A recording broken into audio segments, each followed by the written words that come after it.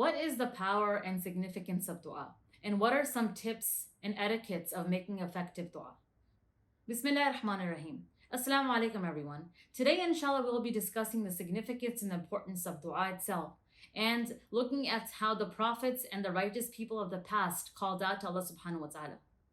Allah says in the Quran, Ud'uni astajib lakum. Call out to me and I'll reply to you. And what this teaches us is that Allah subhanahu wa ta'ala, He loves it when we call out to Him for help. And dua is a superpower that we have. It's a special bond that we have to connect with Allah subhanahu wa ta'ala. It's a form of communication to call out to Allah subhanahu wa ta'ala and ask for help or ask for blessings, whatever that may be. And in the Quran, there are various examples of how the prophets made dua to Allah subhanahu wa ta'ala. One such example is the beautiful story of Zakariya AS. And it starts off with a dialogue between Zakariya AS and his niece Maryam. He goes to check on her and he sees that she has fruits with her that are not seasonal and they're also not local to where they're staying at. So he asks her, where did you get these fruits from? And she says, they're from my Lord. They're from Allah subhanahu wa ta'ala. And He gives this to whoever He wishes to. At that point, Zakariya AS realizes that he needs to make dua for a child. Up till this point, he has no children. He is very old and he has been told that his wife is barren. She cannot carry any children. She cannot give birth. So at that point, he makes dua to Allah subhanahu wa ta'ala, asking Allah for a child. And Allah accepts his dua in the form of Yahya alayhi salam. Another example of dua in the Quran is the story of Asiya alayhi salam. So let's look at the example of Asiya before we see what are some things that we're learning from these examples.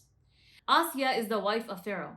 And Pharaoh was an oppressor of his time. She makes dua to Allah. She says, Ya Allah, make me or build for me a house that is close to you in Jannah.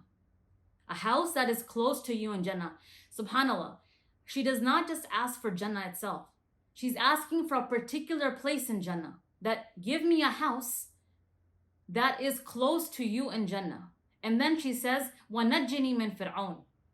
And remove Pharaoh from me. Take me away from Pharaoh. وَنَجِّنِي مِن عَمَلِهِ. وَنَجِّنِي مِن فِرْعَوْنَ وَعَمَلِهِ. And take me away from Pharaoh and what he does. وَنَجِّنِي مِن قَوْمِ الظَّالِمِينَ. And take me away from the nation of the oppressors. Keep me away from people that are oppressing others. She's very specific in her dua. She doesn't just say, give me Jannah. She doesn't just say, protect me from bad deeds. She particularly asks Allah who she wants protection from, what she wants protection from, and exactly what type of lodging she would like in Jannah. Now, just by looking at these two stories, and of course there are many, many more examples in the Quran, the time when Yaqub alayhi salam makes dua after he loses Yusuf alayhi salam, the time when Yunus alayhi salam makes dua when he's in the whale, the time when Prophet Adam makes dua when he's removed from Jannah, and many, many more examples. The reason why I'm sharing these particular examples with you is because these are the two things that we end up lacking the most when we're making our dua to Allah subhanahu wa ta'ala. The first thing we learn from these two examples is to have conviction in our dua. Sometimes we make dua and we're making dua, but in the process we're thinking, I wonder if it's going to get accepted.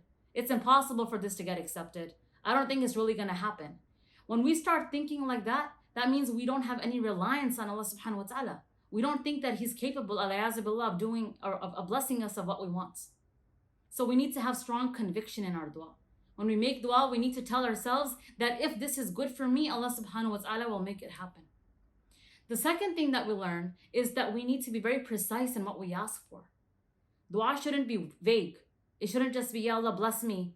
And even if we make that dua where we're just being vague, then we need to understand that everything is a blessing. A lot of times we make dua, Ya Allah, bless me with a good life. And then we're complaining about what we don't have. And then we're thinking our dua is not getting accepted, but Allah has blessed us with shelter maybe, with food, with a good job, with healthy children. All of those are blessings that we may not see as blessings. So if we want something particular in our life, it's really, really important to ask for that.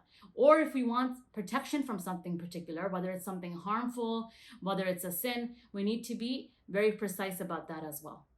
And the third thing to keep in mind is that if a dua does not get accepted, Allah knows best why.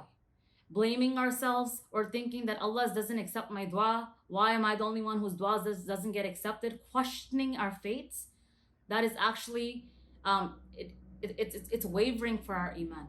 In order to keep our iman strong, it's important for us to understand that there's hikmah, there's wisdom behind why certain du'as do not get accepted. And if they're not getting accepted in this world, inshallah, we will be rewarded for them in the hereafter.